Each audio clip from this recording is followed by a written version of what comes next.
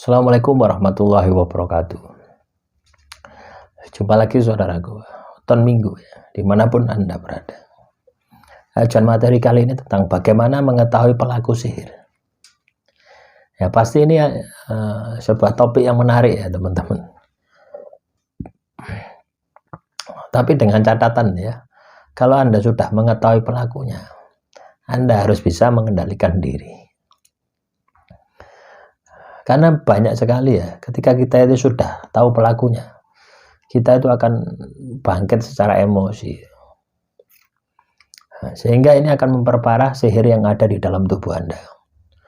Bukannya sihir itu bisa disembuhkan, tapi malah sihir itu akan sulit untuk disembuhkan ketika Anda tahu pelakunya. Gitu. Kenapa bisa seperti itu? Karena secara emosi ya, teman-teman weton minggu ini akan terbangkitkan emosi Anda. Anda ini tidak mengira, ternyata yang pelakunya orang-orang terdekat Anda. Ya. Weh, jakri, pasti ya. Anda pasti seperti itu. Ternyata ternyata Anda pelakunya. Gitu. Kok sampai hati Anda melakukan seperti itu ya? Pasti seperti itu. Loh ya.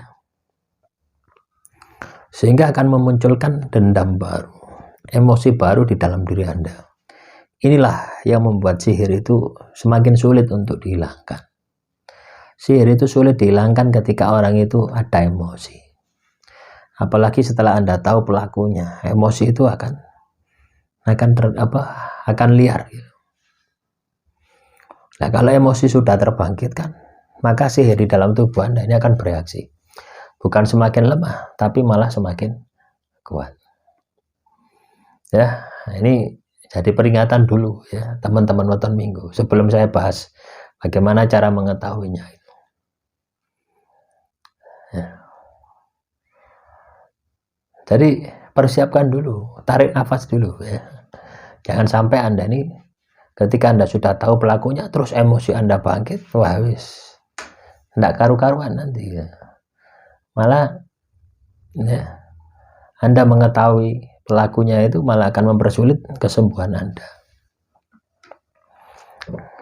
Karena apa? Anda harus mengendalikan diri Anda. Anda harus mengendalikan emosi Anda sebelum Anda bisa sembuh.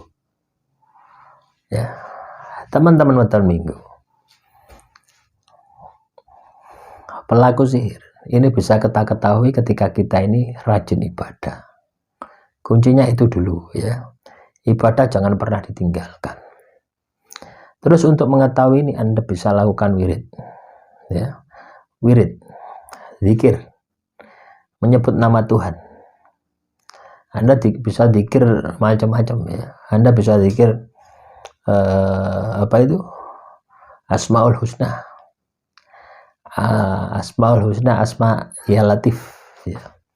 Ya Latif, ya Latif, ya Latif, ya Latif, ya Latif. Nah, itu dibaca sebanyak 129 kali. Dibaca sehabis sholat 5 waktu. Asma ya Latif, ya Latif, ya Latif, ya Latif. Ya Latif artinya yang maha halus, yang maha lembut. Nah, Anda niatkan untuk mengetahui siapa pelaku sihir. Ya, sudah niat cuma sekali saja, ya, sekali saja.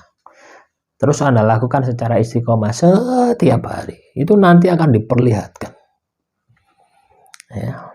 Akan diperlihatkan ketika Anda zikir, ketika Anda wirid, tiba-tiba muncul bayangan. Bayangan siapa pelakunya itu jelas ya, seperti film itu. Ya, pelakunya.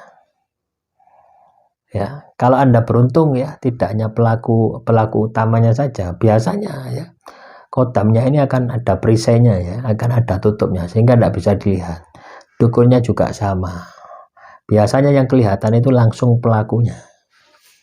Pelaku yang nyuruh itu loh. Ya, itu akan kelihatan.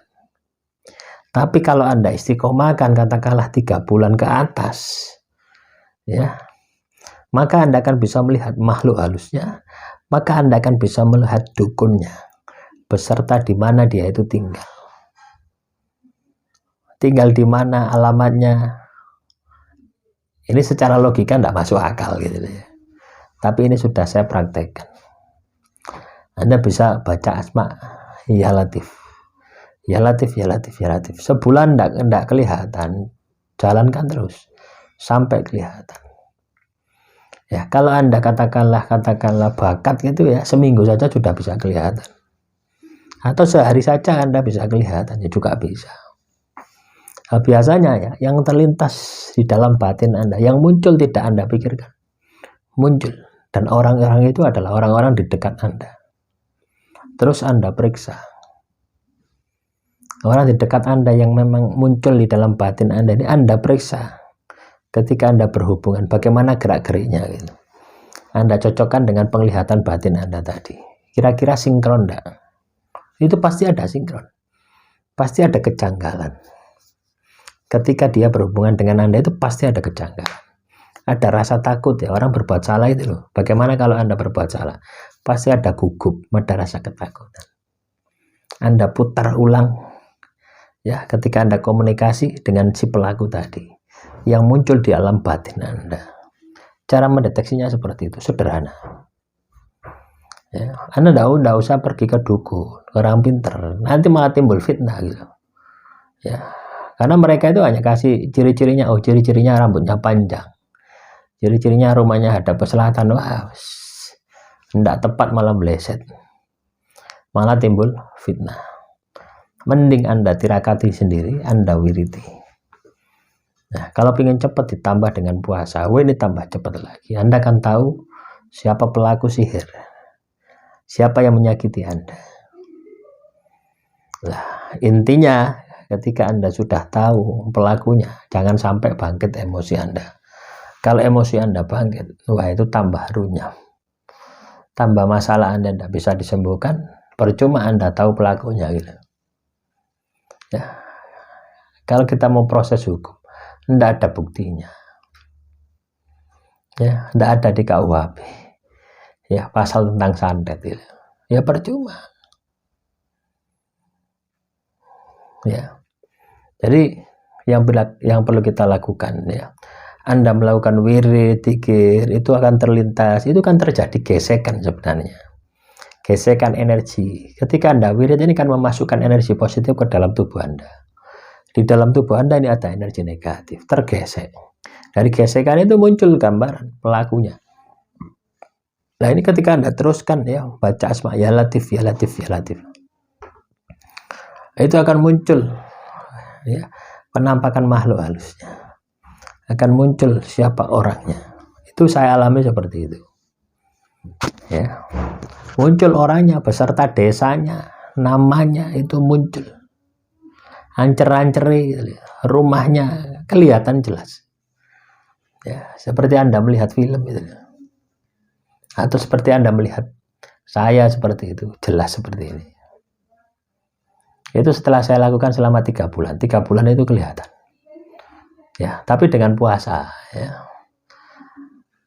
Ya syukur kalau Anda ini lebih cepat ya, lebih bagus lagi. Tapi pesan saya jangan sampai emosi.